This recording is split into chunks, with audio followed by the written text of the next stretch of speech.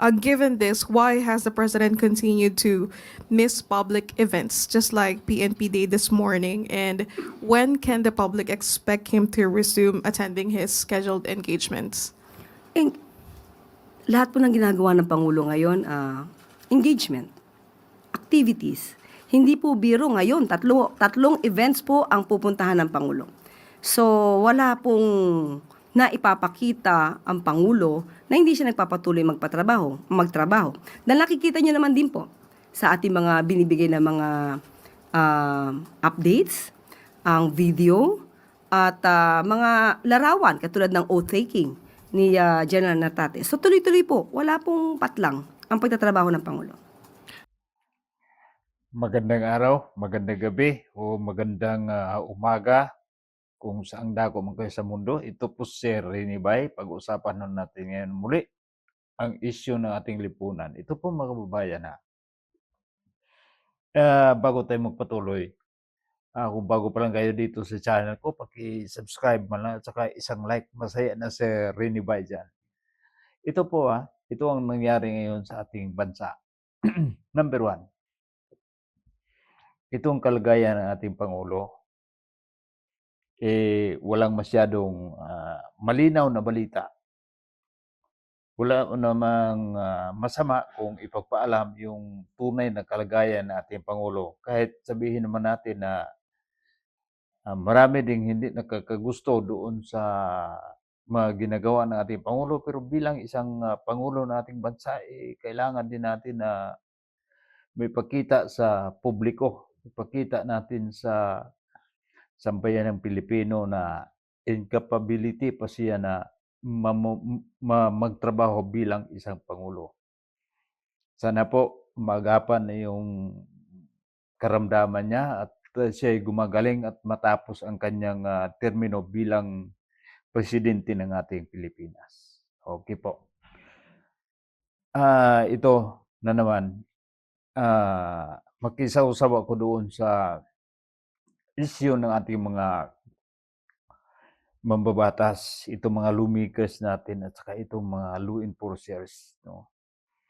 Kasama na rin itong si Tarila. Dahil itong mga senador ng mga pabida-bida, kung naalala nyo mga kababayan, patungkol doon sa issue sa China, instead na gagampanan nilang trabaho nila para maisaayos ang ating kalagayan sa ating mga kapitbahay na bansa.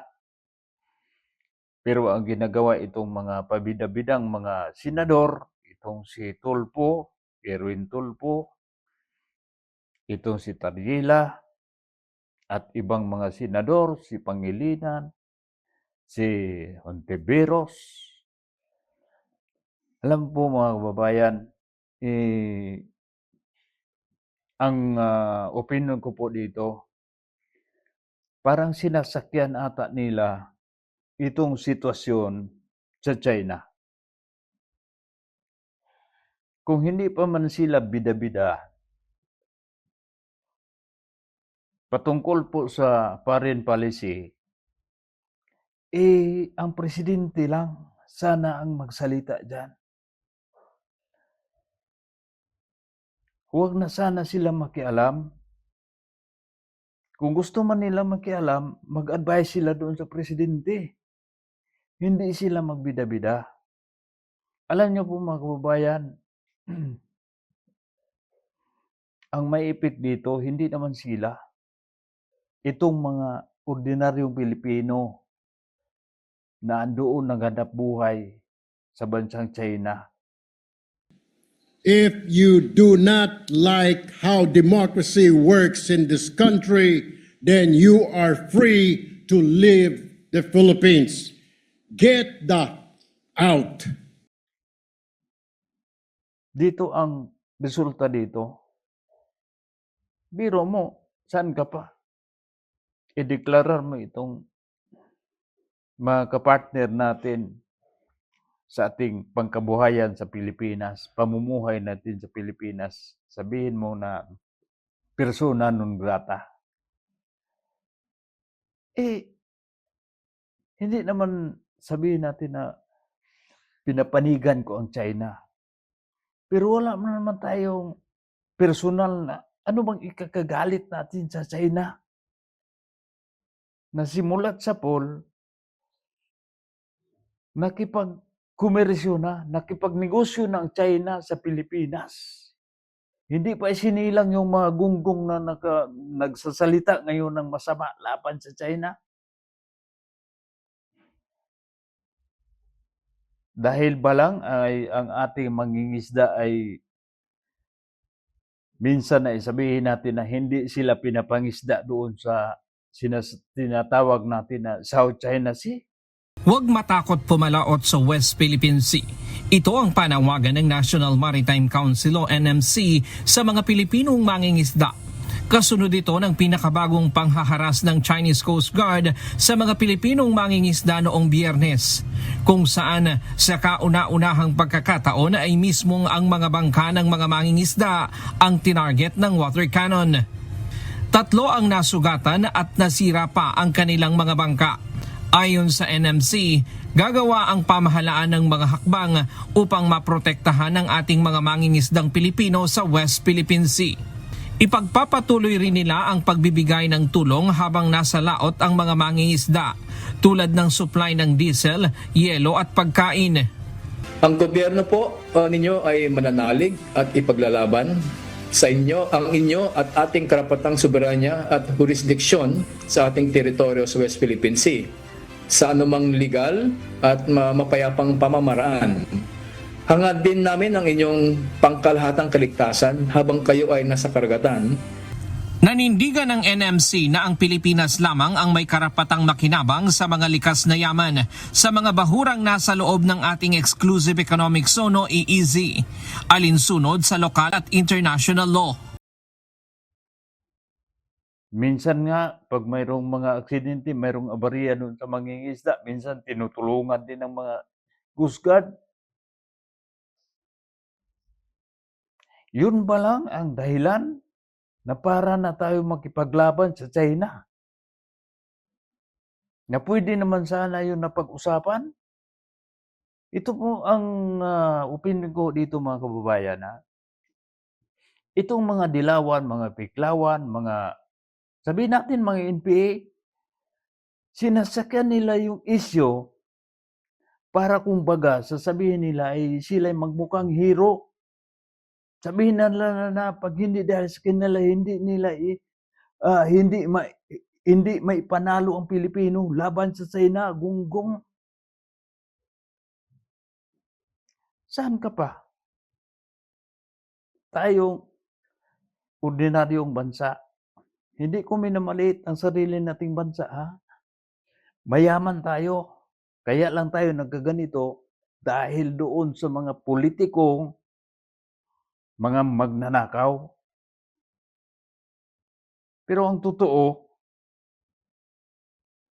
nasanay na tayo dati pa na makipagnegosyo tayo sa China. Dahil ang China talaga, negosyante. Hanggang ngayon ang Pilipino, nakipagnegosyo pa rin sa China dahil magaling talaga kumuha ng customer ang China. Ang mga Chinese, pag magnegosyo, hindi naman ibig sabihin na pag mamuhunan sila ng Lunes, kailangan na babawiin nila ng Martes. Hindi. Long range kanila. Hindi tulad nating mga Pilipino pag magnegosyo, gustong isang bagsakan ng negosyo, magbili ka na ng eroplano. Hindi.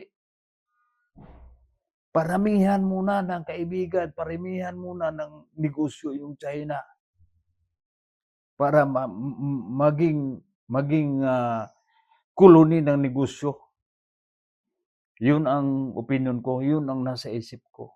Balik ko tayo sa issue mga kababayan patungkol dito sa ating mga senador na mga pabida-bida.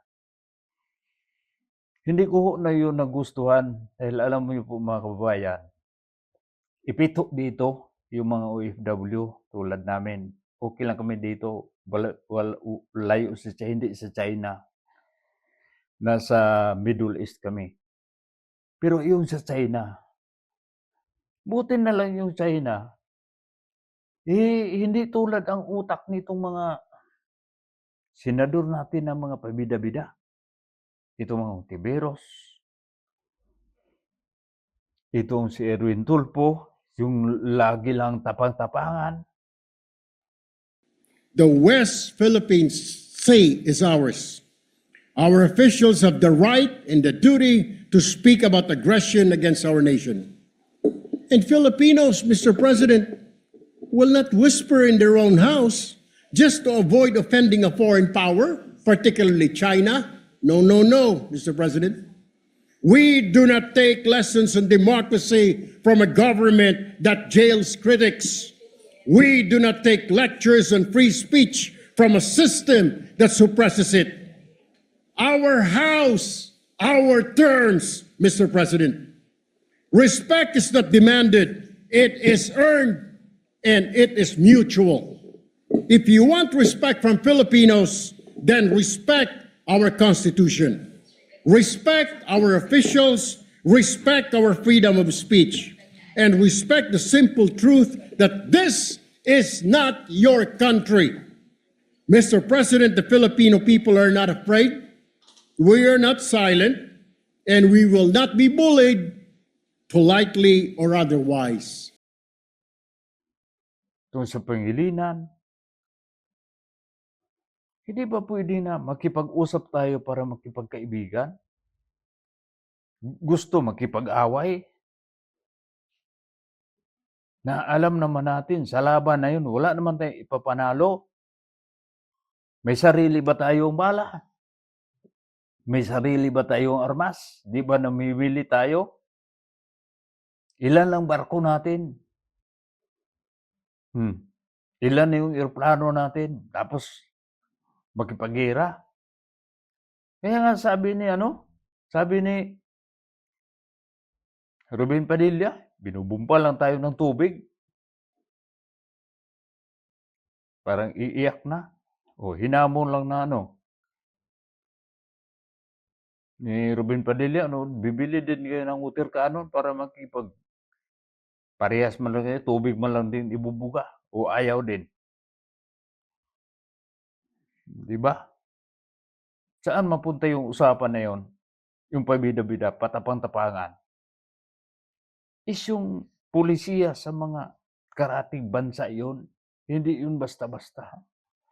Para yung kapitbahay mo, tapos ikaw anak lang, bata ka, ikaw ang magkipagbangayan doon sa kapitbahay mo, hindi yung magulang mo. Dapat yung magulang makipag-usap doon sa kapitbahay mo. Ito, ayusin natin to, itong bakuran natin. Medyo tagilid ako dito, pwede pa pag-usapan natin na wag lang isagad. Halimbawa, lampas tao yung bakod. Sabihin lang natin na hindi masyadong pumasok yun. Pwede ba ibaba natin para parehas tayo? Ganon sana. Kaya sabi nga ano na pinag-awayan dyan sa sa West Philippine Sea? Nasilalim naman yung lupa dyan, mga bato, yung mga corals. Halimbawa, itong isda, palaboy-laboy itong isda yun. Sasama lang yun sa current ng tubig. Diba? Pag-usapan lang yun. Kailangan pa ba makipag-away? Ito pang si Commodore Tarila.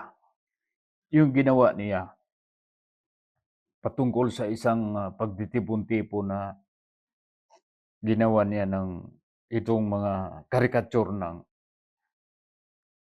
Pangulo ng China. Tama ba yun? Okay lang sana. Pangalan ng dagat, katulad ng West Philippine Sea, hindi lamang po declaration ang kailangan natin . Nagdi-declare tayo ng 200 nautical miles. Hindi naman po tayo nagdi-deposit ng mapa na may coordinates doon sa United Nations. Wala pong mangyayari. Yun po yung proseso eh. Tingnan po ninyo yan. 6.1, yan po yung South China Sea. Hindi po ninyo makikita ang West Philippine Sea. Kaya po tayo nagtatalo dahil yung ating West Philippine Sea kailanman hindi mag-a-appear dyan hanggat hindi po nagagawa ni Commodore Tariela yung dapat niyang gawin. Imbes na gawa na siya ng gawa ng caricature, dapat mag-submit na siya nung mga coordinates na kailangan po para ngayon makapagpatala tayo ng sarili nating pangalan ng dagat. Ang ibang tao, tulad natin mga citizen, baka maintindihan pa yun sa China siguro. Isa kang uniformado nga personnel. Tarila naman, no? Mag-isip-isip ka naman, sana. Itong mga mababatas natin, instead na iligtas tayo, alam po mga kababayan, bakit nagkaganito? Nagkabuhol-buhol na kasi yung diskarte nila. Dahil ang nasa isip kasi nila, kapangyarihan eh. Magbida-bida na, parang nag-agawan na lang sila ngayon sa paano magpabida-bida. Dahil kanya-kanya na silang palakasan. Dahil sa ngayong darating na eleksyon sa 2028, daming maghahabol dyan sa mga matataas na mga posisyon. Presidente, vice-presidente, kung ano-anong mga posisyon dyan. Alam niyo po mga kababayan dito, kung dito dahil ni Sara, hindi magaganon eh. Si Sara lang, Sara Duterte lang.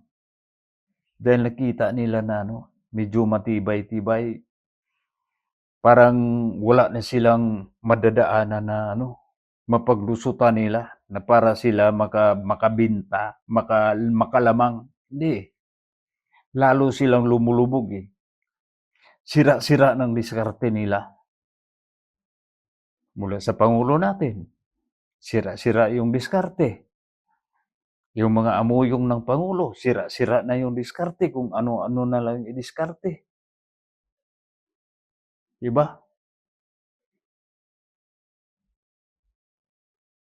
At dito mga kababayan, sino bang dihado dito? Ito bang mga taong to ng mga nagpabida-bida ngayon? Hindi eh. Tayo mga ordinaryong mga manggagawang Pilipino. Halimbawa, patulan ng China. Itong sinasabi ni Erwin Tulfo, sinasabi ni ito pang ginawa ni balitaan natin. Yung ginawa ni Pangilinan, yung pagpunta doon sa China. Linalabag yung patakaran sa One China policy ng Pilipinas ay isa sa mga signatories doon. Sumasang-ayon tayo na kailangan tayo may courtesy muna. Pag pumunta ka ng parte ng China, kailangan ka magkortesiya ka sa pinakataas na pangulo ng pinakataas na leader ng China bago ka makipag-ugnayan doon. Walang shortcutan. Pero anong ginagawa ng mga pabida-bida nating mga mambabatas? Sabihin natin, wala naman silang ginagawa sigurong masama, pero in terms of courtesy, andoon sa mga kasunduan, para lang naghahamon, wala namang ipapaglaban. Yung ngaw-ngaw lang. Hindi nga natin pa nasolusyonan itong problema ng ating bansa na nasa mismo sa loob ng bansa itong nagkalat na korupsyon. Kanya-kanya lang pabida-bida. Hanggang binibintang na nila sa wala na sa kapangyarihan ngayon. Tinapon na nila sa ibang bansa. Doon pa nila ibibintang. Wala nga silang nakitang solusyon dahil ayaw nilang masolusyonan para hindi matukoy kung sino talaga yung totoong may pakana sa pagnanakaw. So dito natin makikita mga kababayan kung anong meron tayo ngayon. At sana naman itong lahat ay malampasan natin ngayong darating na halalan 2028. Opo, mga kababayan. Isipin ho natin, huwag na tayo, alam naman natin kung sino ang nagtatrabaho ng totoo, sino ang seryoso sa kanilang trabaho, sino ang seryoso sa kanilang serbisyo. Alam na ho natin. Kitang-kita na nga kung sino yung mga tao na yun. Palagay ko, dito lang. Ang totoong nagserbisyo,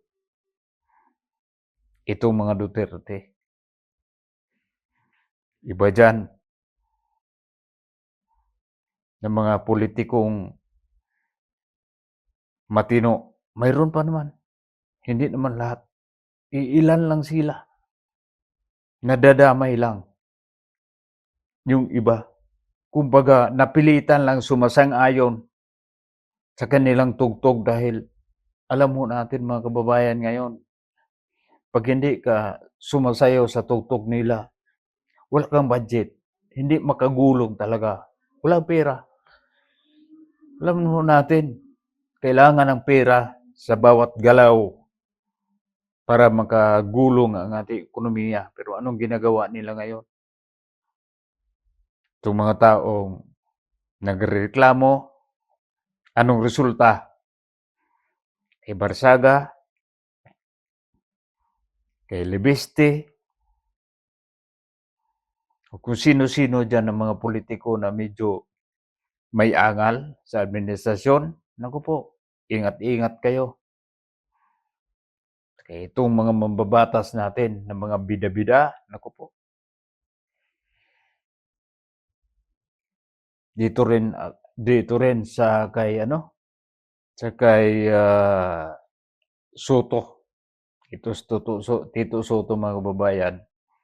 Sa pagiging artista niya, sa pagiging isang magiting na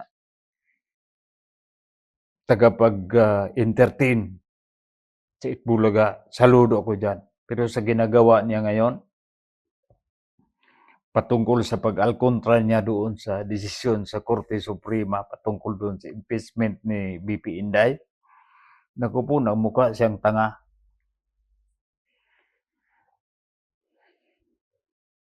Saan ka pa? Porkit ba ikaw senador, ikaw ay gumagawa ng batas? Pagkakaintindi ko po mga kababayan, itong batas, itong konstitusyon natin, na doon na nagmula lahat ng mga batas na gagawin, may mga revision, may mga idagdag doon, na sang-ayon doon sa konstitusyon, ginagawa, nintindihan namin, ginagawa dyan sa mga senador, pero hindi lang isa. Kailangan yun sa sang-ayunan ng mga kapwa senador. Pero ang may kapangyarihan na mag-interpret sa batas ay yung nag-aaral talaga patungkol sa batas. Kumbaga sabihin natin, porket senador, pag hindi nakasang-ayon sa iyo yung interpretasyon sa batas, kahit itong Supreme Court, yan ang pinaka mataas na otorisadong mag-interpret na batas, ay hindi natin sang-ayunan. Kumbaga, sa pagkakaintindi ko dito, halimbawa, ikaw, may sakit ka. So, ikaw ang may alam sa katawan mo kung anong nararamdaman mo kaysa doktor. Di ba? Pero sino mag-interpret ng sakit mo? Hindi naman ikaw na may dala ng sakit. Hindi naman ikaw na may dala ng katawan mo, kundi yung doktor. Wala yung kaibahan doon sa mga huwis na nasa Supreme Court. Hindi lang isa. Hindi lang 10. Higit sa 10. Dito natin makita mga kababayan na itong mga mambabatas natin ngayon, kanya-kanya silang pabida-bida.